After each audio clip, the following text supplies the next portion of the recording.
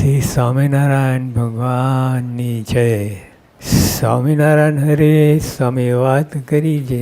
જીવની અવરાઈ તે શું કહીએ, તે જીવ જ. આપણે પોતે પોતાનો વિચાર કરીએ તો, ઊંડો અંતરદૃષ્ટિ કરીએ તો ખબર પડે કે આપણે કેવા છીએ. તો સ્વામીએ કહ્યું કે જીવ તે જીવ જ, એની અવરાઈનો પાર નથી. જીવ તે જીવ જ. તે કહ્યું છે જે ઊંટ તો સગડે અંગે વાંકું, ઊંટ સગડે અંગે વાંકું. બધા 13 હાથા છે પણ બધા આડાવરી ડોલે, એને કોઈ મેળ નહીં. ઊંટની સવારી કરી હોય એને ખબર પડે ઊંટ તો સગડે અંગે વાંકું. એવો જીવ અવરો. એટલે જીવ એટલો અવરો છે. તો આપણે પોતાનું તપાસ કરીએ. આપણે બધા પોતાના મનમાં એમ જ માન્યું છે કે મારા જેવો કોઈ નહીં, પણ તપાસ કરીએ તો ખબર પડે કે કેવો છે. એવો જીવ અવરો. વળી લંબકર્ણ જેવો જીવ, તેનું પણ ભગવાને સારું કરવું છે. લંબકર્ણ પણ ભગવાન પૃથ્વી ઉપર આવ્યા છે, આપણા બ્રહ્માંડમાં આવ્યા છે અને આપણને સંત દ્વારે અથવા સત્પુરુષ દ્વારે બધા લાભ આપે છે. પણ એને તો જીવનું સારું જ કરવું છે, એટલા માટે જ આવ્યા છે. જીવનું મોક્ષ કરવો છે, એટલા માટે જ આવ્યા છે. સ્વામિનારાયણ હરે સ્વામી વાત કરી દે. અંતરમાં ટાળું હોય ને કોઈક વચન મારે તો ભડકો થાય. એકદમ બધું અંતર ટાળું હોય, સ્થિર પાણી હોય એના જેવું હોય, પણ કોઈ કાંકરો નાખે તો ભડકો થાય, અને બધી પથ્થરો નાખે તો કેટલો મોટો ભડકો થાય. એટલે આપણી ક્યાં ભગવાન, ક્યાં આપણે, ક્યાં સંત પ્રમુખ સ્વામી મહારાજ, શાસ્ત્રી મહારાજ, યોગીઓ, ક્યાં એને, ક્યાં આપણે. બધું જોઈએ ત્યારે ખબર પડે. નહીં તો ઉપરથી તો બધા સરખા લાગે. સ્વામિનારાયણ હરે સ્વામી વાત કરી છે. અંતરમાં ટાળું હોય ને કોઈ વચન મારે તો ભડકો થાય. તે સમાધાન કરવાનો ઉપાય જ્ઞાન છે. એ જ્ઞાનથી એવી સમજણ આવે. એક તો મહારાજ સ્વામીનું જ્ઞાન હોય, તેમાં તો ઘણું બધું આવી જાય. કેટલી સ્થિરતા આવે, કેટલી એકાગ્રતા આવે. અને પછી આપણે સમજણ હોય, સમજણ કરીને બધું ઘણું બધું થાય. સમજણથી બેલેન્સ થઈ જાય. આપણું ઊંચું નીચું થાય. જે ઊંઠનું દૃષ્ટાંત આપે, લંબકર્ણનું દૃષ્ટાંત આપે, એટલે એવા આપણે છીએ. પણ જ્ઞાન હોય તેનાથી સમાધાન થાય, બધું સરખું રહે અને સ્થિર પાણી જેવું આપણે રહીએ.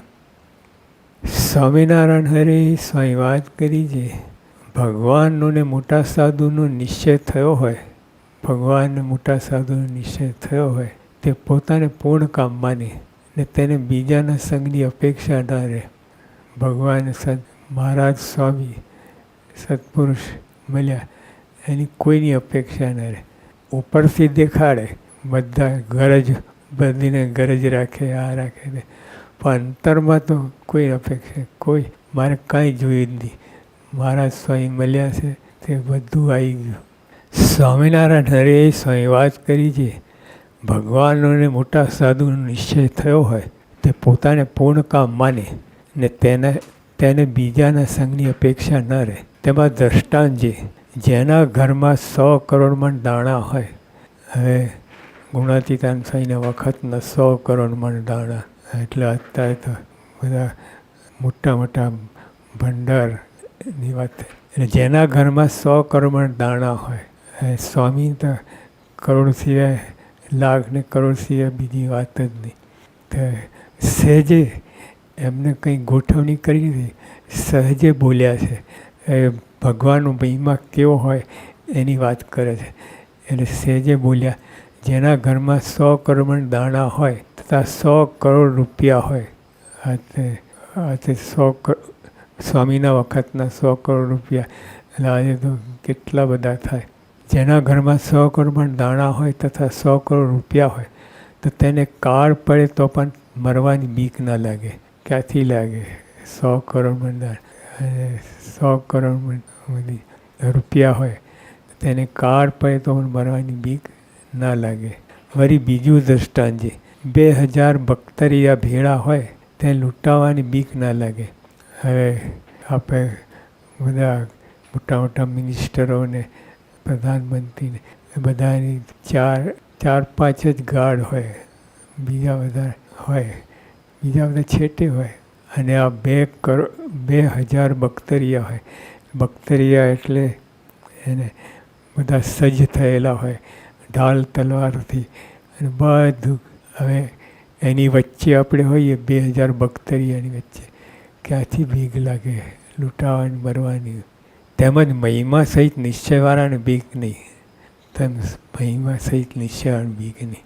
મહિમા તો હોય જ, ભગવાન સંતનો મહિમા હોય અને તેને મરવાની બીક ના લાગે. મહિમા સહિત નિશ્ચયવાળાને બીક નહીં. ખાલી નિશ્ચય નહીં, પણ મહિમા સહિત નિશ્ચય હોય તેને બીક નહીં. એ તો પોતે સ્વતંત્ર હોય, ઇન્દ્રિય અંતઃકરણના પેચમાં આવે નહીં, પોતે સ્વતંત્ર હોય. બહારની વાત નથી. બહારથી તો જો બોચાસણના કાશીદાસને પણ જેલ થઈ, એટલે બહારની વાત તો નથી.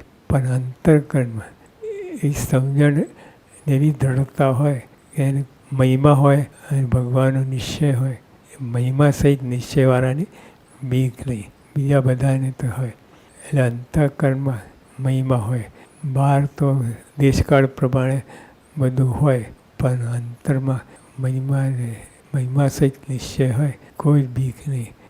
એ બધું અંતઃકરણ બધા જીવ પોતાને વશ છે અને મહિમા ખરેખર હોય તેને બીક નહીં.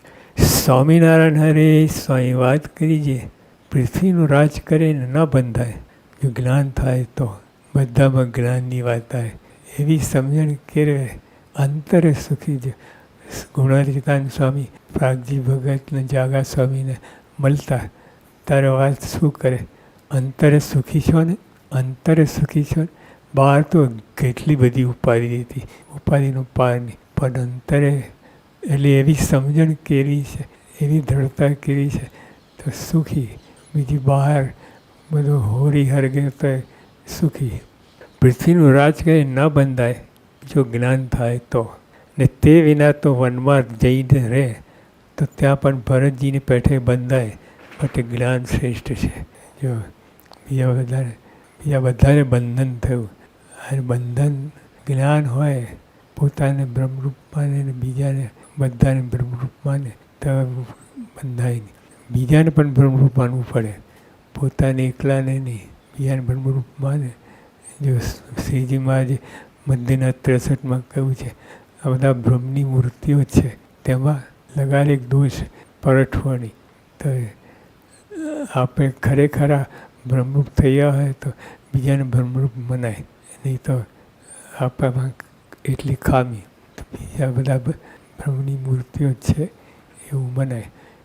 એટલે સ્વામી કહ્યું પૃથ્વી રાજ કરે ન બંધાય તો જ્ઞાન થાય તો.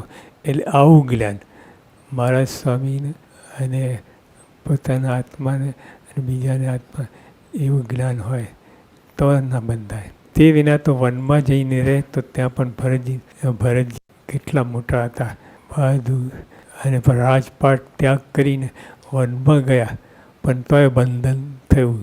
અને યોગીઓ પણ કહેતા કે બંધન શા માટે થયું, કે સત્પુરુષનો જોગ નહીં. એ સત્પુરુષ ગુણાતીત એ સમજણવાળા હોય. જંગલમાં રહે, વનમાં રહે, વસ્તીમાં રહે તો પણ એને બંધન ના થાય. એટલે એવી સમજણવાળા હોય એની વાત છે. સ્વામિનારાયણ હરે સ્વામી વાત કરી છે, નાનું છોકરું હોય તેને ભય આવે તો પોતાના માવતરની કોટે બાજી પડે. તેમજ આપણે હર કોઈ દુઃખ આવે તો ભગવાનનું ભજન કરવું, સ્તુતિ કરવી, તે ભગવાન રક્ષા કરે. એટલે દેહના દુઃખ હોય અને અંતઃકરણમાં સમજણ હોય તો પ્રશ્ન જ નહીં. દેહના દુઃખ આવે એટલે મારે કે નાનું છોકરું હોય તે મા બાપને કોટે બાજી પડે, એમ આપણે ભગવાન ભરતજીને પેટે તે એટલે આપણે કોટે બાજી પડવું. તેમજ આપણે હર કોઈ દુઃખ આવે તો ભગવાનનું ભજન કરવું, સ્તુતિ કરવી તે ભગવાન રક્ષા કરે. તો ભગવાન વિશ્વાસ હોવો જોઈએ દ્રઢપણે કે ભગવાન રક્ષા કરશે જ. એવો વિશ્વાસ હોય તો આગળ કામ થાય. વિશ્વાસ ના હોય તોય ભજન કરે, બધું કરે તોય કામ ના થાય. વિશ્વાસ ભગવાન કરશે જ, અને જે રીતે કરે એ માન્ય થાય. ખાલી દેહની રક્ષા કરે એવું જ નહીં.